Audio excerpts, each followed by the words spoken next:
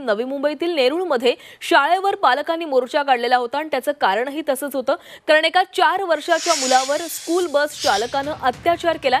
पालकांमध्ये संतापाची लाट उसळलेली आहे।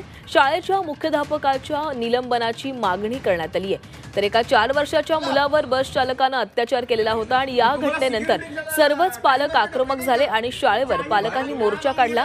सोबतच शाळेच्या मुख्याध्यापकाचं निलंबन करण्यात यावं अशी मागणी यावेळी या पालकांनी केली।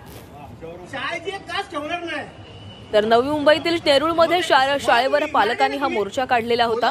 एका 4 वर्षाच्या मुलावर स्कूल बस चालकानं अत्याचार केले आणि ही घटना कळताच शाळेतील पालक हे आक्रमक झाले आणि याच वेळी विद्यार्थ्यांच्या सुरक्षेचा प्रश्न देखील पालकांकडून उपस्थित करण्यात आला आणि यानंतरच मुख्याध्यापकांच्या निलंबनाची मागणी देखील या संतप्त पालकांनी केलेली आहे। या घटनेनंतर पालकांमध्ये संतापाची लाट उसळलेली आहे। अनेक पालक हे आक्रमक झाले आहेत।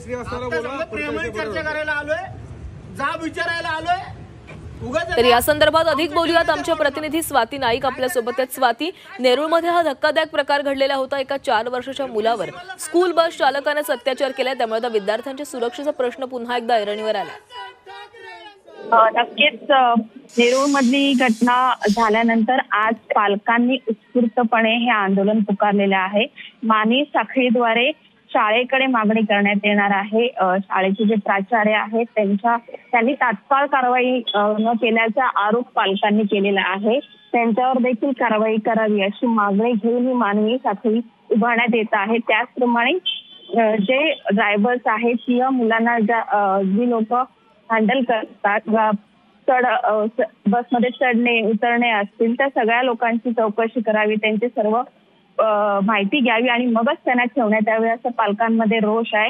एकंदरीत या प्रकरणामध्ये पोलिसांनी मात्र तात्काळ कारवाई करत पालकांच्या तक्रारीनुसार जो ड्रायव्हर आहे त्याला अटक केलेली आहे आणि 30 तारखेपर्यंत त्याला पोलीस कोठडी सुनावण्यात आलेली आहे। पोलिसांचा तपास देखील सुरू आहे।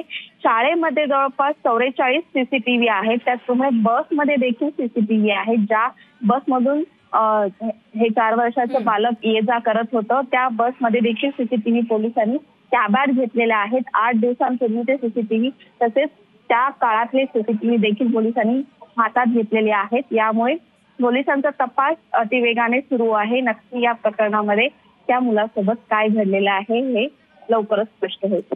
धन्यवाद स्वाती, तुम्ही दिलेल्या माहितीसाठी।